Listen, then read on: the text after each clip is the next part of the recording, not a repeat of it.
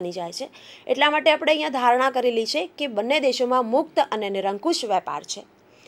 ત્યાર પછી બંને દેશોમાં હેરફેરનું ખર્ચ શૂન્ય આવે છે। જો હેરફેરનું ખર્ચ ઉમેરવામાં આવે તો બંને દેશો વચ્ચેનું ભૌગોલિક અંતર છે એ બદલાઈ જાય, અને ભૌગોલિક અંતર બદલાય એની સાથે સાથે દેશો વચ્ચે જે ખર્ચ છે એ ખર્ચમાં તફાવત આપણે જે જાણવો છે એ ખર્ચ તફાવત ચોક્કસ માત્રામાં જાણી શકાય નહીં। તો એટલા માટે આપણે અહીંયા ધારણા કરી લઈએ છીએ કે બંને દેશોમાં હેરફેરનું ખર્ચ શૂન્ય છે। ઉત્પાદનના સાધનો દેશની અંદર ગતિશીલ અને જુદા જુદા દેશો વચ્ચે અગતિશીલ છે। દેશની અંદર જ્યારે સાધનો ગતિશીલ એટલે દેશની અંદર એક ક્ષેત્રમાંથી એક પ્રદેશમાંથી બીજા પ્રદેશમાં, એક વ્યવસાયમાંથી બીજા વ્યવસાયમાં ઉત્પાદનના સાધનો જઈ શકે છે। પણ જો આંતરરાષ્ટ્રીય ક્ષેત્રે સાધનો એક ક્ષેત્રમાંથી કે એક વ્યવસાયમાંથી બીજા વ્યવસાયમાં જશે તો આગળ જેમ આપણે ચર્ચા કરી કે બંને દેશોની અંદર સાધનો ગતિશીલ થઈ જાય તો પછી આપણે જે સાબિત કરવું છે એ શક્ય જ ન બને। તો એટલા માટે આપણે અહીંયા ડિસાઇડ કરી એટલે ધારણા કરેલી છે કે સાધનો દેશની અંદર ગતિશીલ જ્યારે વિદેશમાં અગતિશીલ છે। આમ પણ ઘણા બધા કારણોસર સાધનો એક દેશમાંથી બીજા દેશમાં ગતિશીલ થઈ શકતા નથી। જમીન તો શક્ય જ નથી, એ અગતિશીલ સાધન છે। એ સિવાયના જે સાધનો છે મૂડી શ્રમ, એને ગતિશીલ થવા માટે પણ ઘણા બધા રાજકીય પરિબળો, આર્થિક પરિબળો, સામાજિક પરિબળો આપણને નડતા હોય છે। તો આના કારણે આપણે એવું કહી શકીએ કે બે દેશો વચ્ચે જ્યારે સાધનો ગતિશીલ થવા માટે ઝડપથી શક્ય પણ હોતા નથી, અને આપણા સિદ્ધાંતને સમજવા માટે પણ આ ધારણા આપણા માટે જરૂરી છે। ત્યાર પછી જે ધારણા આવે છે, જુદી જુદી વસ્તુનું ઉત્પાદન વિધેય જુદું જુદું છે પણ કોઈ એક વસ્તુ માટે જુદા જુદા દેશમાં ઉત્પાદન વિધેય એક સરખું છે। ફરીથી રિપીટ કરું છું આ મુદ્દો, જુદી જુદી વસ્તુનું ઉત્પાદન વિધેય જુદું જુદું છે પણ કોઈ એક વસ્તુ માટે જુદા જુદા દેશમાં ઉત્પાદન વિધેય એક સરખું છે। જુદી જુદી વસ્તુ માટે ઉત્પાદન વિધેય જુદું જુદું છે એનો અર્થ એવો થયો કે આપણે હમણાં જ ઉદાહરણ લીધું એમ કે લોખંડ પોલાદનો ઉદ્યોગ છે તો એમાં મૂડી અને શ્રમનો ગુણોત્તર જુદો જુદો છે। કાપડ ઉદ્યોગ છે તો એમાં મૂડી શ્રમ ગુણોત્તર જુદો જુદો છે। સિમેન્ટ ઉદ્યોગ છે તો એમાં મૂડી શ્રમ ગુણોત્તર જુદો જુદો છે। પણ ભારત અને અમેરિકા બે દેશ આપણે જ્યારે ઉદાહરણ તરીકે લઈએ છીએ તો ભારતમાં લોખંડ પોલાદ ઉદ્યોગમાં જેટલા પ્રમાણમાં મૂડી જોઈએ છે અને જેટલા પ્રમાણમાં શ્રમ જોઈએ છે એટલા જ પ્રમાણમાં અમેરિકાની અંદર પણ લોખંડ પોલાદ ઉદ્યોગની અંદર મૂડી અને શ્રમનું પ્રમાણ સરખું રહે છે। એટલે આ મુદ્દો તમે સમજી શક્યા કે જ્યારે આપણે કોઈ એક ઉદ્યોગની વાત કરતા હોઈએ તો એ ઉદ્યોગ કોઈ પણ દેશમાં હોય એનું સાધનોનું પ્રમાણ એક સરખું છે એવું આપણે અહીંયા ધારી લઈએ છીએ। પણ ઉદ્યોગ જો બદલાઈ જાય છે તો એ ઉદ્યોગ જુદા જુદા ઉદ્યોગમાં એ સાધનોનું પ્રમાણ જુદું જુદું જોવા મળે છે। તો આ બાબત બહુ જ મહત્ત્વની છે કારણ કે સિદ્ધાંતના મૂળમાં આ વસ્તુ આવે છે। ધારણાઓ જોયા પછી હવે આપણે આગળ સિદ્ધાંત તરફ વધીએ તો હેક્સ્ચર અને હોવલિનના મતે દેશની અંદર સાધનોની વિપુલતાને આધારે નક્કી થાય છે કે કયો દેશ કઈ વસ્તુના ઉત્પાદનમાં વિશેષીકરણ કરશે। વિશેષીકરણ શબ્દને આપણે થોડુંક વિસ્તૃત રીતે સમજીએ। વિશેષીકરણ એટલે શું? જ્યારે કોઈ દેશ પોતાની પાસે રહેલા બધા સાધનોને કોઈ એક વ્યવસાયમાં રાખે, એવા વ્યવસાયમાં રાખે જેમાં એને ઉત્પાદનનું ખર્ચ ઓછું આવે છે। ઓહલીનના મત પ્રમાણે જે દેશમાં જે વસ્તુમાં સાધનમાં વિપુલતા હશે એટલે કે જે દેશમાં જે સાધનનો જથ્થો મોટા પ્રમાણમાં શક્ય હશે એ સાધનનો ઉપયોગ કરશે જેથી એને ઉત્પાદનનું ખર્ચ ઓછું આવે, અને એ સાધનનો ઉપયોગ કરી અને ઉત્પાદન પ્રક્રિયા હાથ ધરશે અને એવી વસ્તુઓની નિકાસ કરવાનું પસંદ કરશે। એટલે કે સાધન વિપુલતા જે દેશમાં જેની વધારે હશે એ વસ્તુનું ઉત્પાદન કરવાનું પસંદ કરશે। એક ઉદાહરણ લઈએ, દાખલા તરીકે ઓસ્ટ્રેલિયાની અંદર જમીનનું પ્રમાણ ખૂબ વધારે છે તો ઓસ્ટ્રેલિયા જમીન સાથે સંકળાયેલ વ્યવસાયોમાં ઉત્પાદન કરવાનું પસંદ કરશે, અને અમેરિકામાં મૂડીનું પ્રમાણ વધારે છે તો અમેરિકા મૂડી સાથે સંકળાયેલ વ્યવસાયોનું ઉત્પાદન કરવાનું પસંદ કરશે અને એની નિકાસ કરવાનું પસંદ કરશે। તો આ રીતે સાધન વિપુલતા એ મહત્ત્વનો મુદ્દો બની જાય છે કયા દેશમાં કઈ વસ્તુનું ઉત્પાદન થશે। સાધન વિપુલતા નક્કી કરવા માટે આપણે દરેક દેશમાં આંતરિક રીતે જેમ અહીંયા બે સાધન લીધા છે, મૂડી અને શ્રમ, તો મૂડી અને શ્રમનો ગુણોત્તર શોધવો પડે છે.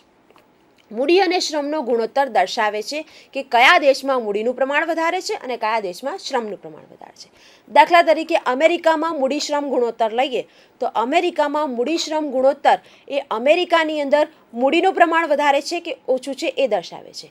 જો અમેરિકાનો મૂડી શ્રમ ગુણોત્તર 1 કરતાં વધારે આવે તો એનો અર્થ એ થયો કે અમેરિકામાં મૂડીનું પ્રમાણ વધારે અને શ્રમનું પ્રમાણ ઓછું છે.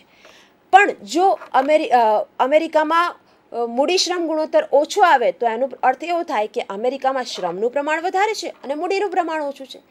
તો આનો અર્થ એવો છે કે દેશની અંદર મૂડીનું પ્રમાણ વધારે છે કે શ્રમનું પ્રમાણ વધારે છે એ આપણે મૂડી શ્રમ ગુણોત્તર દ્વારા શોધી શકીએ છીએ. ઓહલીનના મતે બે દેશો વચ્ચે વેપાર શક્યતા સમજાવવા માટે બે ભાગમાં આખા સિદ્ધાંતને સમજાવવામાં આવ્યો છે. પહેલો છે ભૌતિક જથ્થાની દ્રષ્ટિએ. ભૌતિક જથ્થાની દ્રષ્ટિએ આપણે જોઈએ તો ધારો કે અમેરિકા અને ભારત બે દેશ છે અને અમેરિકા મૂડીની વિપુલતા ધરાવે છે જ્યારે ભારતમાં શ્રમની વિપુલતા છે. અહીંયા ધારો કે એક્સ એ શ્રમ પ્રચુર અને વાય એ મૂડી પ્રચુર વસ્તુ છે. તો આવી પરિસ્થિતિમાં અમેરિકાની અંદર શ્રમ અને મૂડીનો ગુણોત્તર આપણે જોઈએ તો અમેરિકામાં મૂડી અને શ્રમનો ગુણોત્તર એ ભારતના મૂડી અને શ્રમના ગુણોત્તર કરતાં વધુ જોવા મળે છે. અહીંયા આપણે ધ્યાન રાખવું પડે વિદ્યાર્થી મિત્રો કે મૂડી આપણે અંશમાં લઈએ છીએ અને શ્રમ છેદમાં લઈએ છીએ. તો મૂડી અંશમાં લઈએ એનો અર્થ કે મૂડી શ્રમ ગુણોત્તર જો વધારે હોય તો એનો અર્થ કે અમેરિકા એ મૂડી પ્રધાન દેશ છે અને ભારત એ શ્રમ પ્રધાન દેશ છે. અહીંયા આપણે સૂત્રમાં લખ્યું છે, બાય મિસ્ટેક પ્રાઇસ અંદર ઉમેરી દીધી છે, પણ K/L એટલે કે મૂડી અને શ્રમનો ગુણોત્તર એ એટલે કે અમેરિકામાં અને મૂડી અને શ્રમનો ગુણોત્તર બી એટલે કે ભારતમાં. મૂડી અને શ્રમનો ગુણોત્તર અમેરિકામાં વધારે છે જ્યારે ભારતમાં ઓછો છે. એનો અર્થ એવો થાય કે અમેરિકા એ મૂડી પ્રચુર દેશ છે જ્યારે ભારત એ શ્રમ પ્રચુર દેશ છે.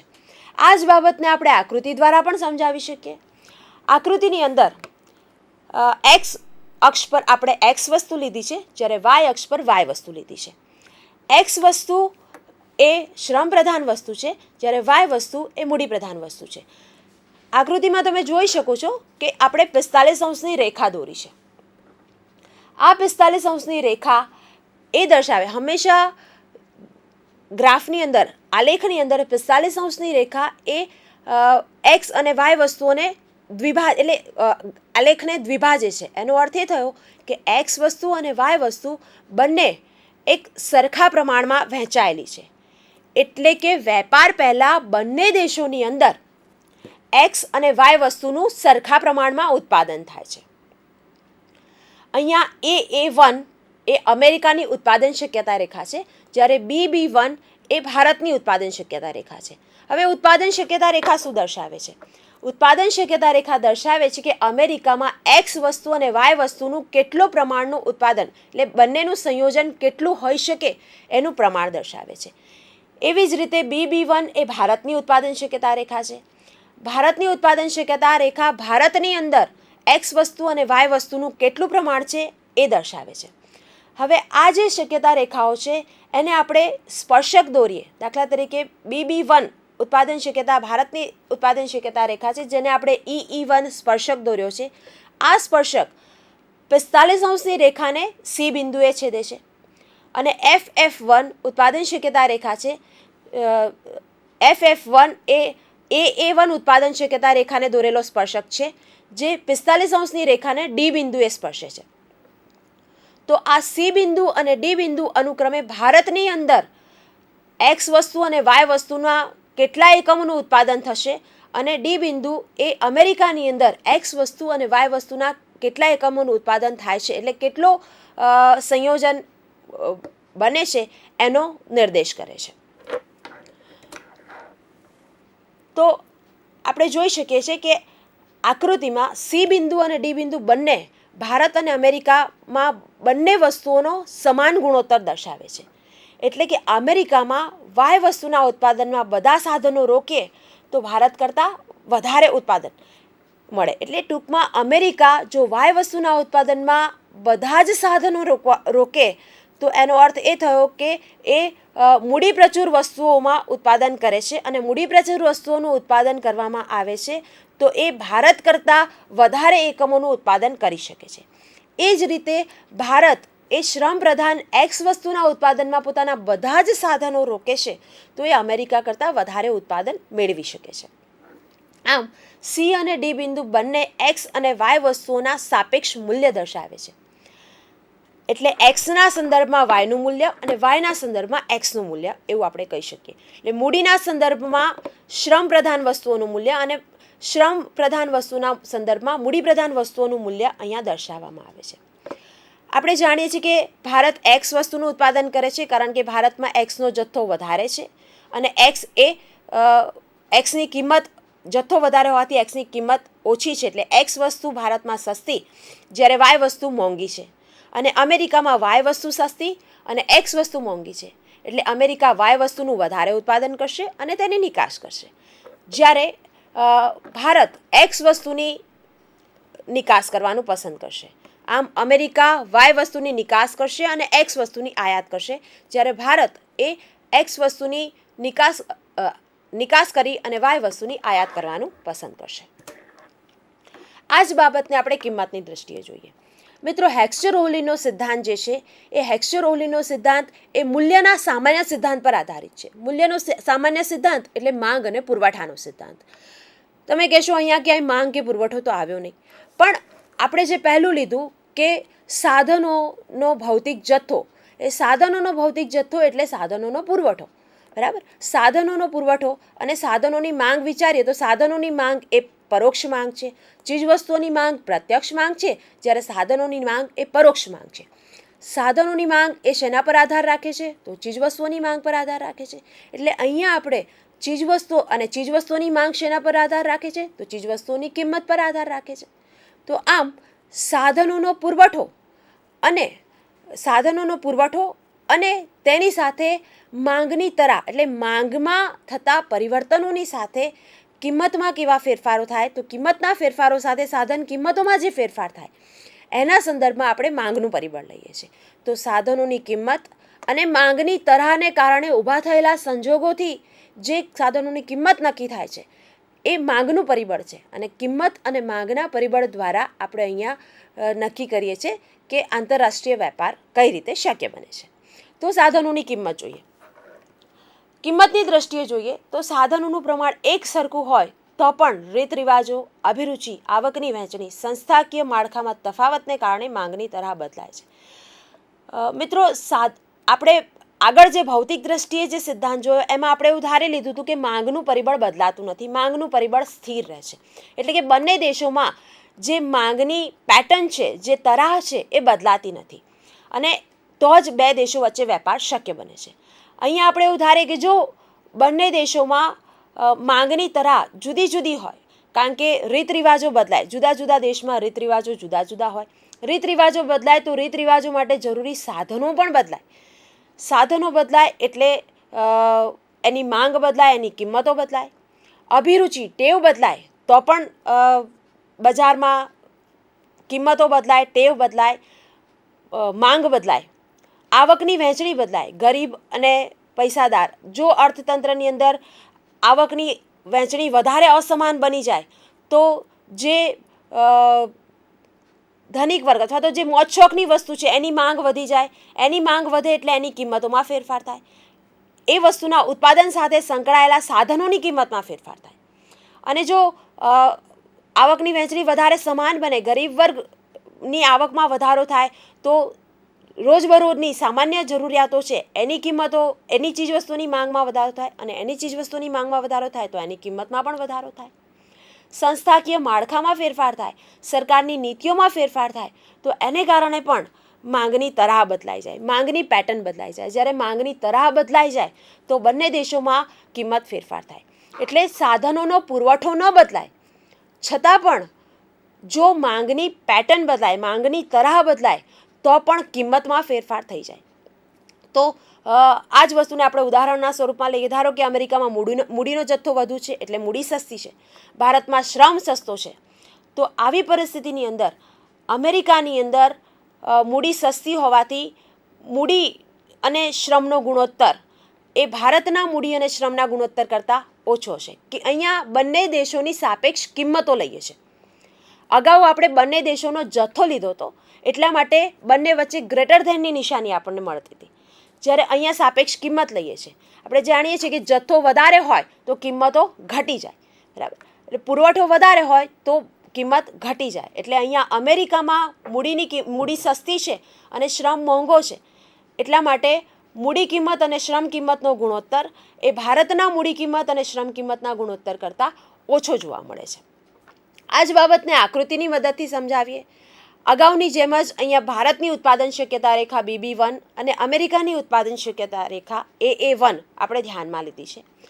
બંને ઉત્પાદન શક્યતા રેખાઓને આપણે એક જ કિંમત રેખા TT દ્વારા દર્શાવીએ છીએ. કિંમત રેખા TT જે છે એ બંને ઉત્પાદન શક્યતા રેખાઓને C અને D બિંદુમાં સ્પર્શે છે. ભારતની ઉત્પાદન રેખાને C બિંદુએ અને અમેરિકાની ઉત્પાદન શક્યતા રેખાને D બિંદુએ સ્પર્શે છે. આ બંને બિંદુએ દર્શાવે છે કે વેપાર પહેલાં ભારતમાં X અને Yની માંગ કેટલી છે. એટલે X વસ્તુ જે શ્રમ પ્રધાન છે અને Y વસ્તુ જે મૂડી પ્રધાન છે એની માંગ દર્શાવે છે. અમેરિકામાં D બિંદુએ X અને Yની માંગ દર્શાવે છે અને TT કિંમત રેખાએ C અને D બિંદુએ બંને બિંદુએ એનો ઢાળ એક સરખો છે. એનો અર્થ એવો થયો કે આ બંને બિંદુએ વાયના સંદર્ભમાં એક્સનું મૂલ્ય બંને દેશમાં સરખું જોવા મળે છે. જો આવી પરિસ્થિતિ સર્જાય તો શ્રમ સંપન્ન દેશને શ્રમ પ્રચુર વસ્તુના ઉત્પાદનમાં તુલનાત્મક લાભ થતો નથી. એટલે આપણે કહી શકીએ કે જો બંને દેશોમાં સાપેક્ષ કિંમતો સરખી થતી હોય, C અને D બિંદુ એક સરખો ઢાળ દર્શાવે છે, એનો અર્થ એ થયો કે બંને બિંદુઓ પર કિંમતો સરખી છે. એટલે જો બંને દેશોમાં સાપેક્ષ કિંમતો એટલે X વસ્તુના સાપેક્ષ Yની કિંમત કે Yની સાપેક્ષ Xની કિંમત બંને દેશમાં સરખી થતી હોય તો કોઈ પણ દેશને આંતરરાષ્ટ્રીય વેપારથી લાભ થશે નહીં અને આવી પરિસ્થિતિમાં આંતરરાષ્ટ્રીય વેપાર શક્ય બનશે નહીં, જે આપણે સૂત્રની મદદથી જોઈ શકીએ છીએ. જો બંને દેશોમાં એટલે દાખલા તરીકે અમેરિકામાં મૂડી કિંમતો અને શ્રમ કિંમત અને ભારતના મૂડી કિંમત અને શ્રમ કિંમત સરખી હોય તો આંતરરાષ્ટ્રીય વેપાર શક્ય બનશે નહીં. આ બાબતથી આપણે એક